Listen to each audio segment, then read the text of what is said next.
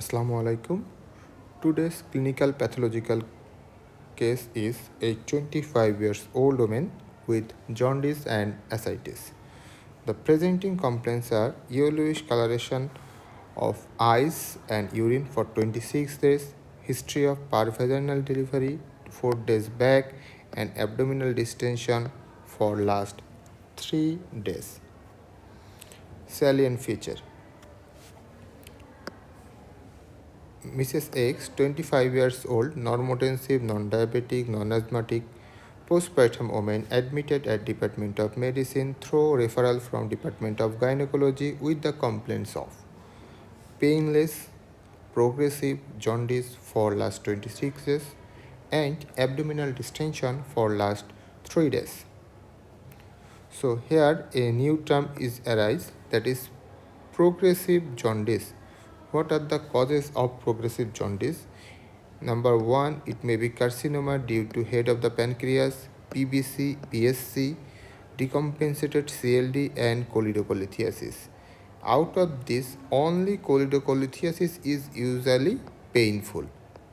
Rest of the condition, that is carcinoma of the head of the pancreas, PSC, PBC and decompensated cirrhosis of liver, usually painless. Our patient presented with painless progressive jaundice. The explanation of jaundice. Here is the short description. Jaundice was insidious and onset and gradually progressive. Without pruritus, dark urine and pale color stool. That means there is no features of obstructive jaundice. Without fever, chills and abdominal pain. That means there is no feature of cholangitis. No features of prodrome, as there is absence of nausea, vomiting and anorexia. She doesn't have any travel history or history of joint pain, oral ulcer, photosensitivity, alopecia and weight loss. That is female patient ACLE is excluded, and involuntary movement and speech difficulty, that is Wilson disease, is also excluded. Now the short description of abdominal distension. She developed sudden abdominal distension for last 3 days, which was previously increasing and progressively increasing, involving her face and legs. Swelling involved face and legs. That means it may be renal, liver and cardiac origin. But in case of renal, it appears first as eyes. In case of cardiac, it develops first in legs, and in case of liver cause, it has developed at abdomen. So here is the abdominal distension without involving the face and legs. She denies any vomiting, constipation, diarrhea, any shortness of breath, oliguria, cold intolerance, hoarseness of voice, bleeding manifestation, altered level of consciousness or altered level of sleep pattern. এখানে আমাদের যেটা আসছে, আমরা CLD, hypothyroidism এই সবগুলো exclude করলাম। She has no history of blood transfusion, IV drug use, contact with TB patient, hepatotoxic medication and alcohol consumption.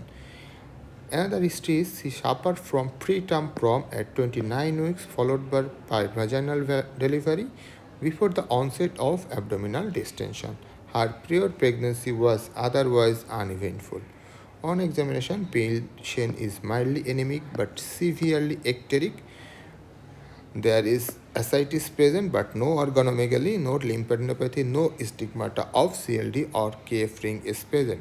Bedside urine for negative for protein and glucose. Here is the problem list: mild anemia, severe jaundice but no organomegaly, ascites is present, history of parvaginal delivery and no history of CLD or KF ring. So what is your differentials? Here we found pregnancy with jaundice. Jaundice in pregnancy. What are the differentials? It may be pregnancy related causes, it may be unrelated to pregnancy. If it is pregnancy related, The most common cause is obstetric cholestasis of pregnancy, that is intrahepatic cholestasis, acute fatty liver of pregnancy, and HELLP syndrome. And unrelated to pregnancy, it may be due to acute viral hepatitis, chronic viral liver disease, or sometimes hemolysis, that is Haas TTP, may come into differentials. What are the diagnosis of our patient? It's a cause of, we think that provisional diagnosis is acute fatty liver of pregnancy. What are the criteria of acute fatty liver of pregnancy? Clinical criteria is vague: vomiting, abdominal pain, polyuria, polydipsia, and encephalopathy. We know that vomiting is common in first trimester and it is called hyperemesis gravidarum. But if a patient present with vomiting in third trimester, always exclude acute fatty liver of pregnancy. And what are the laboratory criteria? Laboratory criteria is bilirubin, VULA, BASULA, bilirubin, hypoglycemia, uric acid, leukocytosis, ALT or AST raised, ammonia, coagulopathy. Another is ascites. So, if a patient presents with vomiting and third trimester and history of repeated hypoglycemia, unless proved otherwise, it is acute fatty liver of pregnancy. Bar hypoglycemia হয়. What are the differential diagnosis? It's Budd-Chiari syndrome, acute viral hepatitis, and HELLP syndrome. What are the Budd-Chiari syndrome? Budd-Chiari syndrome is hepatic vein thrombosis. Here is the hepatic vein. It drains into inferior vena cava. Thrombus may form in hepatic vein or in inferior vena cava. It is called Budd-Chiari syndrome. Hepatomegaly is common in Budd-Chiari syndrome. But in case of portal vein thrombosis, there is no hepatosplenomegaly. So what is Budd-Chiari syndrome? Obstruction of blood flow from liver due to blockage of hepatic vein or inferior vena cava at or near hepatic vein entry. It is called Budd-Chiari syndrome. Causes 5P, that is polycythemia, oral contraceptive pill, PNase, protein C, proteinase deficiency, and pregnancy. Our patient has pregnant. So, Budd-Chiari syndrome comes into differentials. Classical triad key, classical triad abdominal pain, rapidly developing ascites, and hepatomegaly. Our patient has abdominal pain and developing ascites. Imaging, Doppler ultrasound করতে হবে. It results absent or reverse hepatic flow, but gold standard is venography or venocavalgraphy. HELLP syndrome. HELLP syndrome is the severe form of preeclampsia. The diagnostic criteria is microangiopathic hemolytic anemia, that is histiocytes present in blood, raised bilirubin, high LDH, low haptoglobulin, increased transaminase, that is AST more than 70, and platelet count less than 1 lakh. So microangiopathic hemolytic anemia, raised AST, and platelet less than 1 lakh. This is the diagnostic criteria of HELLP syndrome. What are the investigation we have done to our patient? Here we found that hemoglobin is low, but platelet count is normal. So HELP is excluded here. PVF shows leukoerythroblastic anemia, but no cystocyte is present. So hemolysis is excluded also from PVF.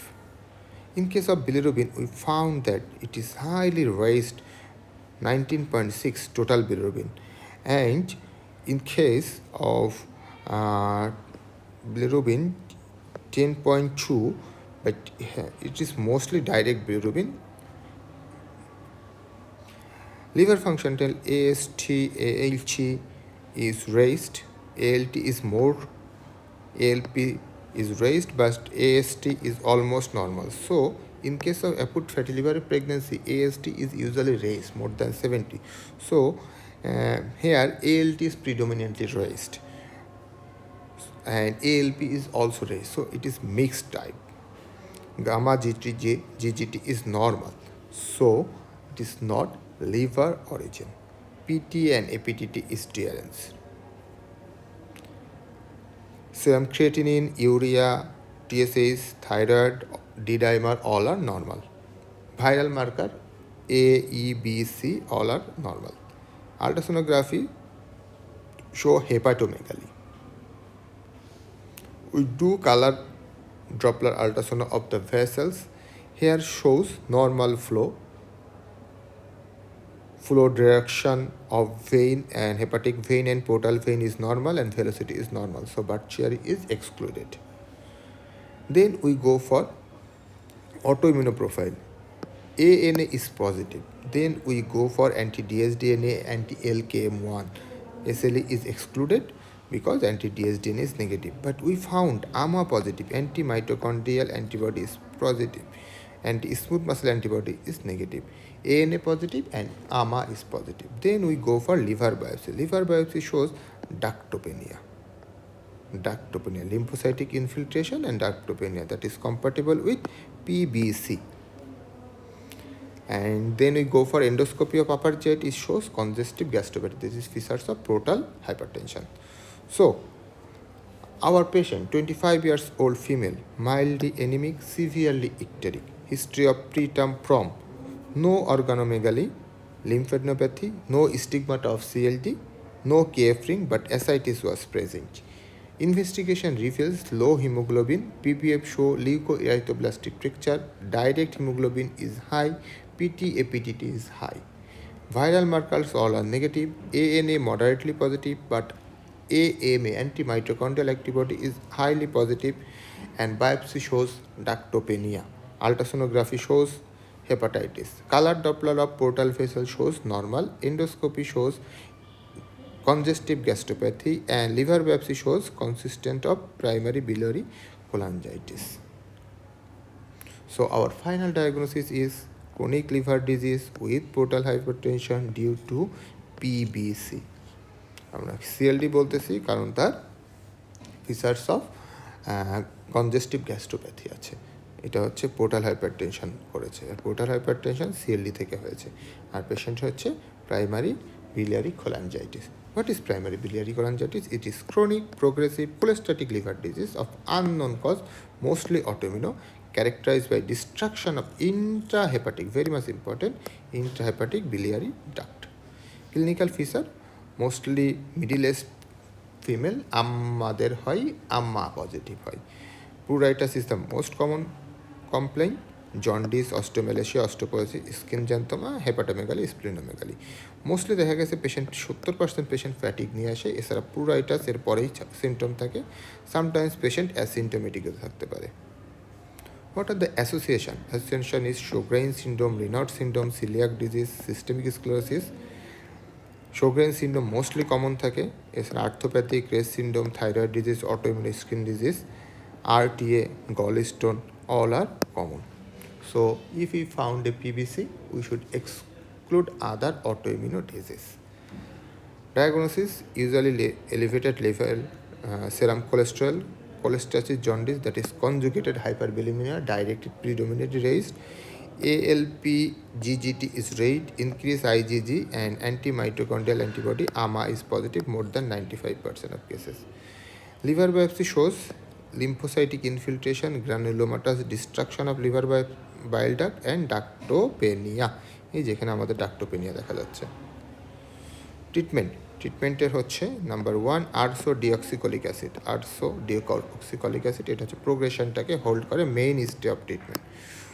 Then treatment of complication, পেশেন্টের pruritus হয়, প্লুরাইটাসের first line treatment is cholestyramine, second line treatment rifaximin, naltrexone. Fat soluble vitamin supplementation দিতে হবে, calcium and vitamin D supplementation for osteoporosis, and lastly definitive treatment হচ্ছে liver transplantation.